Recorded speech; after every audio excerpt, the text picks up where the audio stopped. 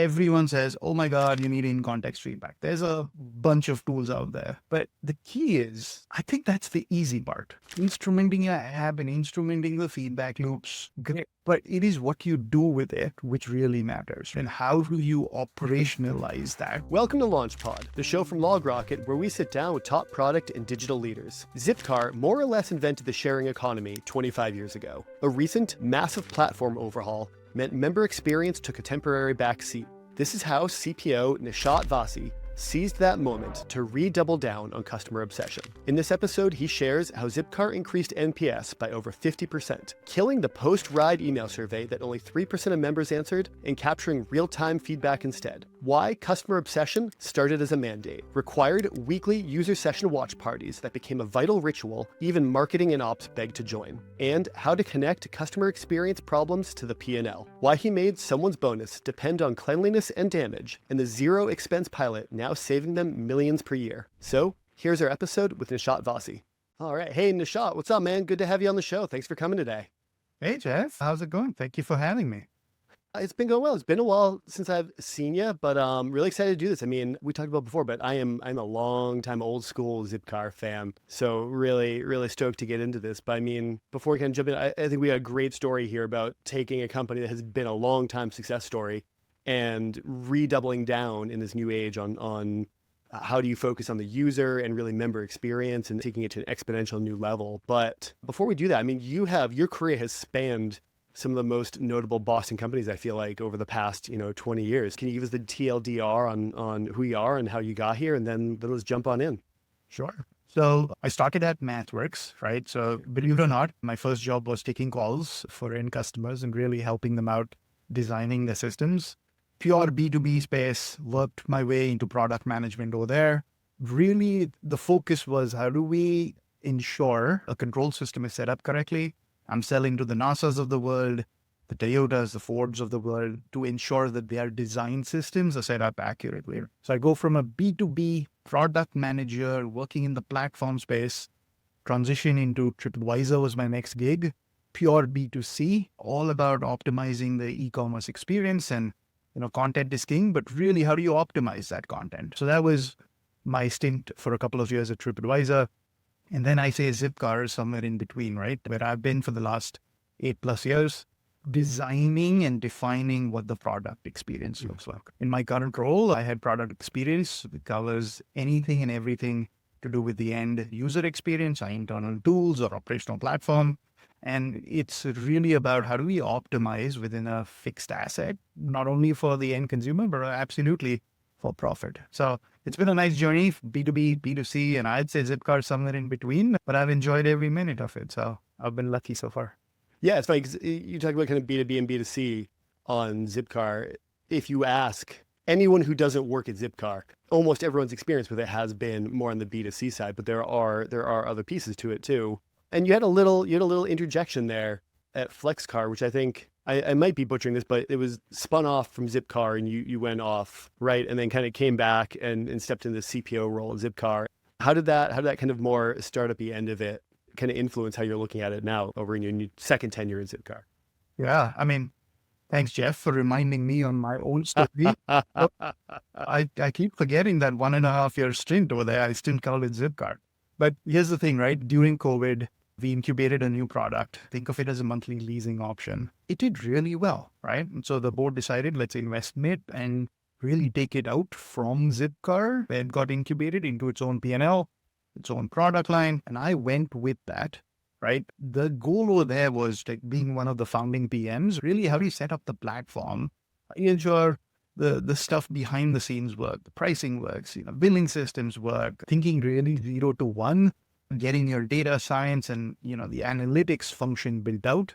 That was a really interesting experience. Startup-y, very high growth, crazy schedules, but was definitely fun. And that lasted for 1.5 years before this role opened up where I had the opportunity to really come back as a boomerang to Zipcar and run product. Just when you thought you were out, they pulled you back in again, right? Yeah, it was a big deal at that point. Yeah, we got him back. So that was interesting. Well, it's interesting because, and I'm kind of saying this assuming everyone knows what Zipcar is, but, maybe for those who don't, it's, Zipcar I feel like is really one of the early pioneers in what kind of became the, I don't know, what's called the sharing economy, or however you want to Yeah.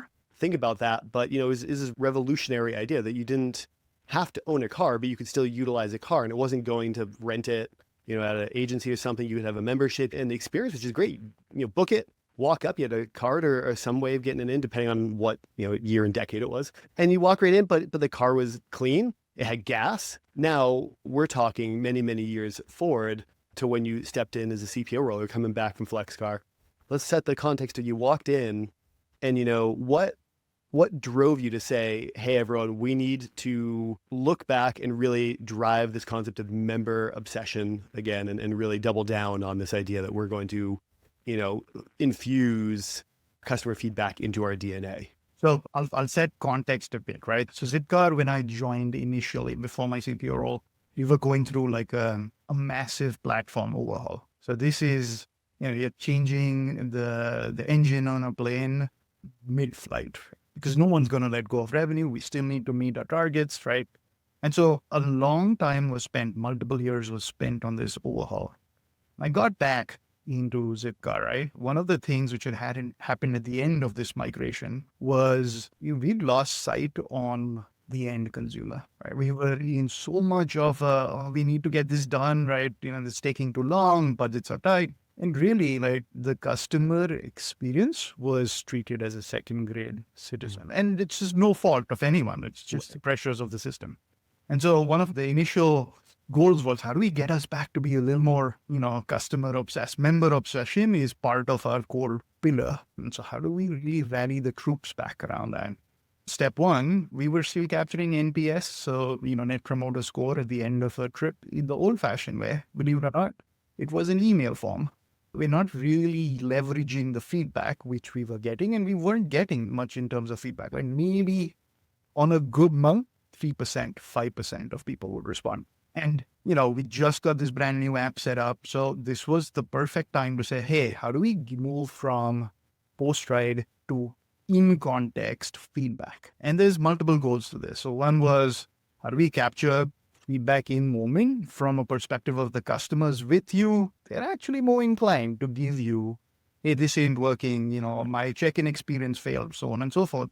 But at the same time, right, like, it's really about feeding back that knowledge and the insights which we're deriving back into the different teams. And I'm not talking product teams and UX teams only. I'm talking like even our operations teams. And how do you get the actual change to happen? As you mentioned, Zipcar is all about car sharing. So Jeff may be using a car and he comes back without filling gas, right? It's going to impact Nishaat, who's the next person and who's going to be stuck first trying to go find a gas station in the start of their ride. Not the best experience to have.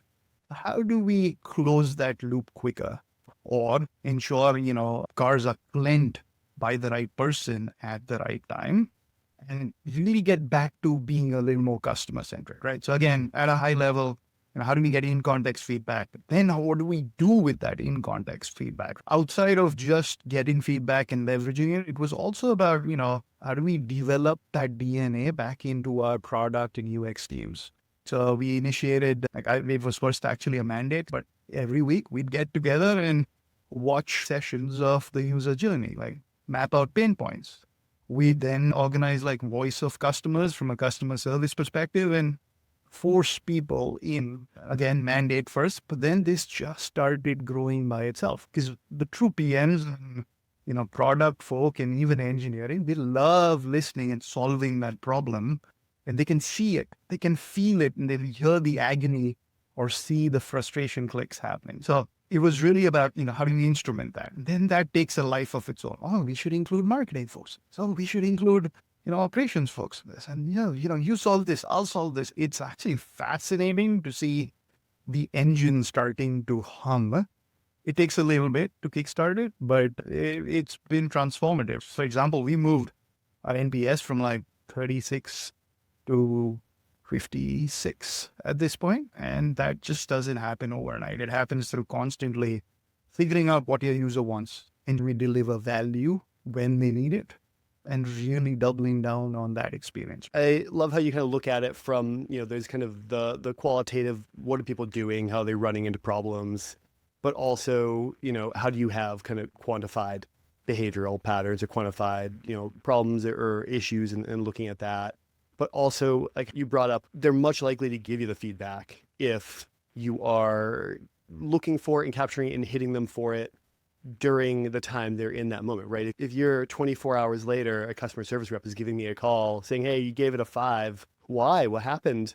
Yeah. I don't know. Even like my, Uber now, when it pings me for a tip 12 hours later, I forget who the person was, which ride it was, but when it's right after, I'm like, oh, that guy was great. We had a great conversation, this and that. And you're much more likely. I guess, did you find there was an element at all of kind of correlation where I feel like coming into a great experience, you come in, right? The car's clean, it smells nice, you got, full tank of gas, whatever. It's easy to key in, no problems. It's almost a network effect. I'm probably misusing the word, but you come in and you're more likely to leave the car in great shape because you came in and it was so pristine, you don't want to mess it up. You come in like a gas half full and, maybe someone left a little clutter around it or someone left a couple wrappers on the floor or whatever it might what does it matter? I mean, what's another rapper going to do? You're absolutely right? And it's just human psyche. It's like you go into a rental, and if it is maintained well, right? Like, when you're renting out, you feel like that's the way you're going to leave it.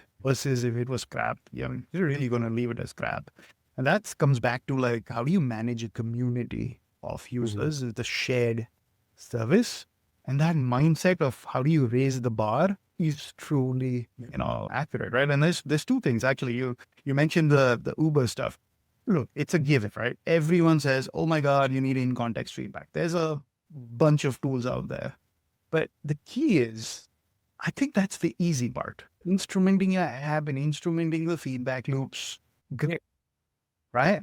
But it is what you do with it which really matters, right? And how do you operationalize that, and how do you bake that back into, like you talked about, not only the qualitative but quantitative, right? That moving a specific, I call it NPS, one click down, right? There's a car condition related items. We made it a team's goal as a metric and an OKR for them to move it in a given quarter. And how you going to make it, like, it's part of your scorecards. It's part of if you want a bonus or not. So it's really about how do you set the right goals for the right set of teams, right? One may care about something else. One may care about damages. One may care about maintenance related issues, and to leverage, push them on that side. And then really, right, by also giving them a platform. I think that's key on like, hey, see what win looks like? That's awesome. I'm going to pull you to my all hands company meeting and talk about the effort you did in your market with the product engineering folks in the room. And it's not just product, right? I mean, this is now a company effort to get to a higher bar. We made it a North Star, right? For a couple of years till we fixed it. You know what I love about this story, Nishaat, is like I've said over and over and over again across dinners that we host and I think on the show, software is not the goal, right? Software has been for a long time, a couple decades now, often been the best way to solve a certain set of problems, but we can get really tied into forgetting that we're not making software. Yes, we are as a byproduct in many cases, but we're solving a problem. And this is a great example because Zipcar is at heart, it's a physical product. Like this could have existed before software. It would have been a little harder to probably administer a couple of things if you didn't have the internet and a couple of shared services like that. But it'd be doable because the core thing was people need to get from A to B and they need a way to do it and they want a nice experience. And so many of the things you're touching on go beyond, oh, we did event capture, we did, in-app monitoring, we pinged them live for feedback. It's, at heart, it comes down to you wanted to increase NPS. And how do you do that? You get stakeholders in the physical world, and yes, because software is private, the software world too, and you put them together. But then I feel like, and I want to dig in this piece, a huge thing there is because of a big company, you're not probably limited on, if it's going to improve the experience, it's probably going to improve revenue. You can fix a lot of things. It's going to come down to how do you fix the things that are really going to move the needle? Like you went from 36 to 56 on NPS. That's more than a 50% gain in a not super long period of time. You're not doing that by randomly whack-a-moling problems. So, when you looked at all the feedback you were getting in all the areas of interaction points and data you were getting, how do you pick across all those teams this is the two things this team needs to work on that's really going to move the needle? The rest are nice to have, but if we can do these two things, that's going to be 70% of. Or did you find it was just a kind of wide spray of problems, and it was just let's fix a lot of things? No, that's an excellent point, right? Like it comes back to you got to prioritize the hell out of everything. And so we picked the top three areas, right? Our top three areas ended up being cleanliness, damage, and certain maintenance related issues, which would get clubbed with damage. And so what we found was there's actually more than just a pure member benefit, right? So the key is, okay, great, we could clean more often. That's a costly proposition, right? But how do you nudge people to clean up after themselves, right? That's one, the community effect. But the second also, if I think of the second one, right, on the damages front, that's a costly proposition. I have an asset, it's depreciating in value. If I ding and scratch it up, it depreciates much faster. Guess what? I make less gain on sale when I sell this in a physical unit. And so then like figuring out the P&L connection back, this is saying customer problem is let's have a better car available. I feel good about it. Our business side problem, right? Our P&L problem is I'm losing money if this doesn't get fixed. So where possible, connecting it back to for every 100 such events, here is our hypothesis, which again, all backed by data. We model this out. We look at different conditions. I put a bunch of thresholds around it. But here's how many million, I'm talking about millions, we're going to lose. And this is why, in fact, it's not only damages, it actually leads to how people treat your cars, which you said, which could be accidents, right? It's not about dings and scratches. This is about people actually driving rashly. And so we started changing the behavior of with direct reduction. It's double-digit percentage points is the way I would put the savings. But there's actual cost savings for the business. So having that connection was really the key. And then again, as I said, right, like really saying it's not everyone's problem to solve cleanliness. There's only 4 teams involved. One's operations, one product, one's UX, and ensuring we're solving it in the right way. Operations folks are actually piloting a bunch of smoking and smoke reducing products and detecting devices, which of course, comes through as an event and stuff like that. So it's really about figuring that out, then focusing on specific teams and empowering them. Literally, the key is empowering them to be like, here's the goal, now go get it, right? They're way smarter than I am. So they think, have better ideas than I can ever come up with. I like to think of it as maybe not smarter, just, people have seen different things and have had different experiences and can pull from that. And we're going to work best on these things when you can draw from a lot of smart people who have a lot of different experiences, and you can fully synthesize the problem, because, at some level you need the context to come in and say, we need to focus on this. We need to prioritize it. We need to pick the big things. But, in very few worlds are you then going to have that org-wide span of context, as well as, and now here's, people are smoking and we need to find a way to reduce that. And here's the 3 ways we can do that. So this is where, right, you said, let's figure out big priorities, let's ladder it down. I am curious though, because so much of this seems like it's probably, physical problems with physical solutions, or maybe not, maybe it's physical problems with digital solutions. And then I would wager there are likely some small, cheap things that will have big effect and some big, expensive things that will have little effect. How did you kind of understand the two sides of that? It's going to be a big project, big effect, little effect, and what is the real impact? But also, can you walk us through an example or two of things that were surprisingly high leverage? I'd say, a few ways, right? So the way I look at this is, again, I come back to my remit. My remit is all technology investments and portfolio of it, right? So the way the rental works, everything's accessible through your app, right? And I need you in my mobile app, right? We've actually got rid of those cards, Jeff. Yeah, I think this is a long time ago when I've had a car for a little while. I had to commute a long way every day for a while there. So no, that's fine. And I still have mine from the old days, and I think it still works, but everything's in the app, right? So that's actually good from a control perspective. I get to control the experience. So what ends up happening is it's never, oh, I can do this via software only. Oh, I can do this via a field person, a fleet person figuring out their own stuff. It's likely a software and operations problem to solve, right? And I say operations broadly. It could be marketing, it could be fleet management, so on and so forth. But really, when we look at it, right, we look at it from an investment perspective. There's so much you can spend on software and so much is going to be needed to support whatever solution you have. So what I had to create was a standardized, I call it a standardized template, right? Your pure investment portfolio type of template where it says, here's a hypothesis. We're going to move the P&L by this much. We're going to move the member experience by this much. Right? And we hypothesize this is the end value. So step one, right, for the larger projects, I'm talking of like, think of a couple of $1 million investments, right? We really have to evaluate what we're going to do. But the second is really like to come up with those, the teams have the freedom to try a few pilots, right? So something which costs like 50K, 100K, go try it. You don't need approval from a leadership team member to go try something quick.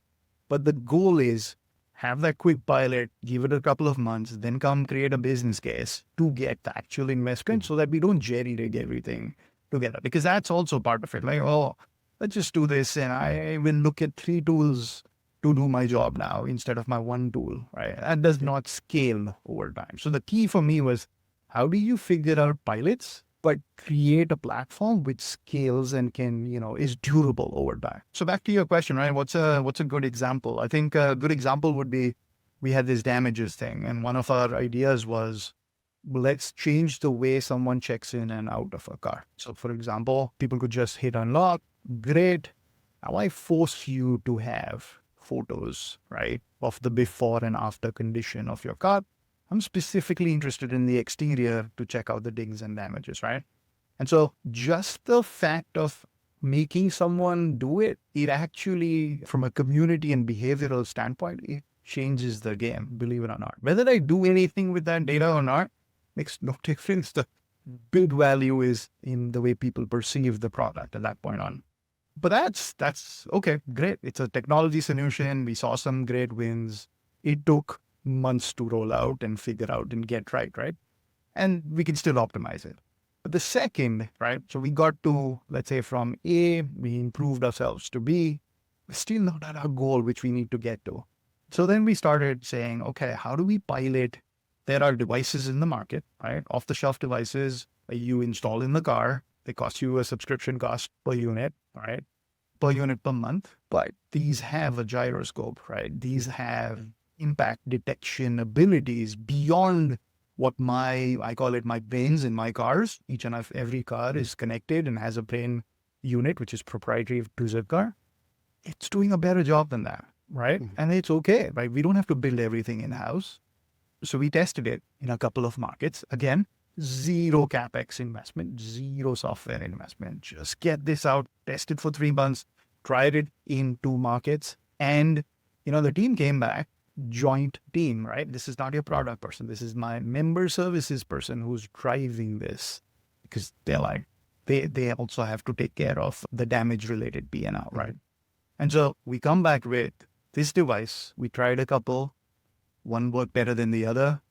Doesn't solve 100%, but we ended up using a device which gave us both damage detection and smoke detection, right? So smoking has been a big problem, right, for us. And so we really don't want you to do it. Go do it somewhere else. Just don't do it in the...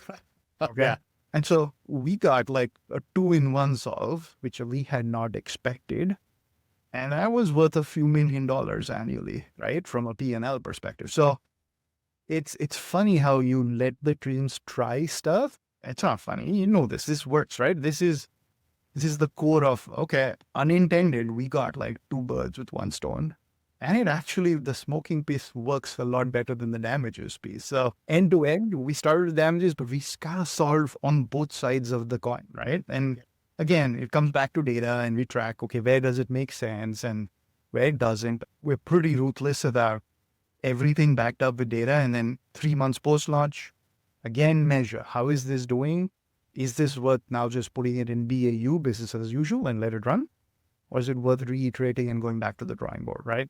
Yeah. That's a success story. There's not all which are successes, right? But you gotta let the team try through it. I love the kind of in-car device piece because I mean, maybe I'm wrong here, but I feel like something like smoking, people are very aware of social or something akin to social pressure. And so even a light ping of like, nah, you're not supposed to do that. Remember, like, no smoking, and, they realize they got caught. It seems like something that a small ping is probably going to make people stop and not do it. For the most part, some people are just going to do their thing no matter what. But at the end, I don't know. To me, at least, it wouldn't. I feel like it wouldn't feel oppressive, or it wouldn't feel negative. Like, oh yeah, I can't. That makes sense. I can't. Okay, that's fine. And so you're having this really positive effect on. I'm sure like cleaning costs are down because cleaning smoke out cars is terrible. Whoever the next driver is doesn't have to smell it, so they're gonna have a better experience. And is it even reducing the original person's NPS at all, or their experience? Probably not, or not measurably almost. But like you said, it was also very, very small lift to do. And I think that's such an important piece that we forget. And this happens in marketing all the time too, right? Like my background in marketing, so many people are prone to say, we have a problem, let's get a tool, let's get another thing, let's bring in, a different application or different, software solution. And suddenly you have 20 things you're checking, all measure different things. But you didn't stop to think about what are the small things we can do that are going to have big effect, or what are the small fulcrums we can utilize to get there. And that's what I love about working here. We talked a lot about Zipcar, but at LogRocket, that's one of the biggest things is how do you kind of understand at least the digital side of those experiences, and how do you surface what are the problems affecting users? How do you kind of bring that forward in real time? What's really impactful, but also how do you assess impact and how wide it is and what's the potential gains of fixing it? And then how do you automatically fix it? And now how do you bring in that user feedback too and take that into account? So, kind of automatically surface those points, to something like this is exactly where we sit. So I love hearing this story because that's kind of the problem we've been focusing on a long time is how do you pick the right things to focus on really quickly?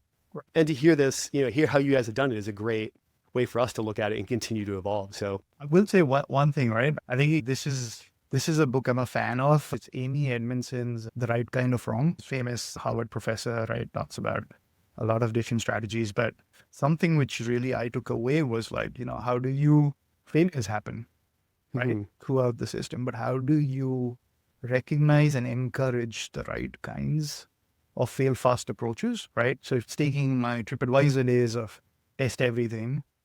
Not possible in Zipcar to test everything, right? And in some contexts, it's not for the different companies as well. But like, how do you empower, like, how do you fail fast, right? And figuring out what is okay and what's just outright stupid, which could have been avoided, right? I have to take this book out because that was the other piece I was going to say was, you bring up like let teams fail a little bit here and there. You got to make room for the experimentation. If you have the right focus on how do you discover the right problems, likelihood is, no one ever bats 1,000, right? In a lot of these testing things is if the cost of the experiment, the gyroscope thing, what did that cost? Like you said, no CapEx, no OpEx really. What happened if it didn't work? You were exactly where you were and it took one person a little bit of time. If it did work, which it did, huge gains. So you got to make room for helping people understand we're gonna fail sometimes. Not we are going to fail sometimes. It's okay. Now let's get on with winning. Right? No, I agree. I love talking about the experimentation because I think it's really, really important. People need to understand this. There is one other piece I want to hit because you've talked about this publicly, and let's be honest. We've all heard of those two little letters, AI, right now, and it's kind of all people can talk about. But I think you have a really good take on looking at it, and like I've heard the term like theater of AI, especially bandied about maybe some content on LinkedIn. But I think you've taken a really pragmatic look at it's not this magic wand. It's a tool, which I think the same, we all looked at mobile back in the day and cloud, and they're not magic either, we've learned. It seems like you had a good pragmatic view on AI strategy, AI theater, and why most AI strategy is just AI theater right now. What is your kind of view on the way forward companies are going to take advantage of this stuff? Yeah, the hoopla is real, like every day. Yeah, whole new thing. Look, I think it's a really useful, set of tools to have in your tool set, right? The way I think about AI maybe is at its core, there are two pieces of it. One is, how do I get AI into my product, right? How do I get the Gen AIs to help from a product experience perspective? And then the second is really, how do I make myself and my teams more efficient in their day-to-day, right? And I think at the core of this, is you got to have the data first, right? You bullshit in, bullshit out, right? And so really it's about, ensuring we have the right data set up. We have access, and our models or third-party plugins, which we use, have access to those right data sets, right? So that's key. And of course, there's governance around it and not leveraging PII. And I think that people underestimate how much effort that takes to really create that walled garden, but that is crucial to get right. One of the things I would say, on the optimizing, I think it's as a starting point. If you've not done it, I'm assuming everyone in this market's been doing it, but internal operations, absolutely, there is efficiencies to be had. I think one of the keys is connecting it back to an operating goal. So we talked about, cleaning. We talked about fuel cards, for example. I'll give you an example where we had in a certain market, right, a new fleet manager comes in. This is the person accountable to moving the cars, ensuring that cars are ship. And they're new, right? They actually went ahead and removed these, what we call fuel cards. Think of it as a credit card tied to that vehicle in the visor of every car. They're like, oh, why do we need these? So they removed it for the market, right? And what we do is we monitor feedback from the end users, look at the app store, pump it all into one place. And this is where AI comes in, right? So it is almost like it found customer issues, extracted that trend, figured out, right? Like a lot of tools will do that extraction. But the key is, the generative part is, hey, what is it week on week which really changed in all these unstructured? I don't have something that says fuel card missing, by the way. NPS or customer cap. I assume that my fuel cards are going to be there in the cart, right? It's not much of an issue otherwise, but it's really figuring that problem out from unstructured to structured data. Then, we created Slack connections and connectors to fire off a bunch of alerts with specific people in those markets. Hey, look at XYZ type of thing which is happening. That's where your Gen AI really is distilling and doing the execution bit, right? We've got governance around not directly letting it go back into the app, right? Saying, hey, I heard you, Jeff. I know about this issue. that is still coming. One day. Anthropic just released, what was it? Fable yes. 5 yesterday. So, who knows? Maybe tomorrow, but not today. Maybe. So this is really key, right? It would have taken me or us at least 3 to 4 days to figure out what this problem was. This got solved, structured, end to end got solved in under 24 hours. I'm like, okay, that was worth the cost of the tool itself. Well, it's fine because you bring that up, right? Nothing was looking for, is the fuel card there? But I wager we've built a couple internal, things ourselves in this whole company brain at this point, which is fantastic. And it can accurately answer any question about anything from sales to what's happening in the feature side and feature usage, basically anything that's not like HR data, because back to PII and walled gardens.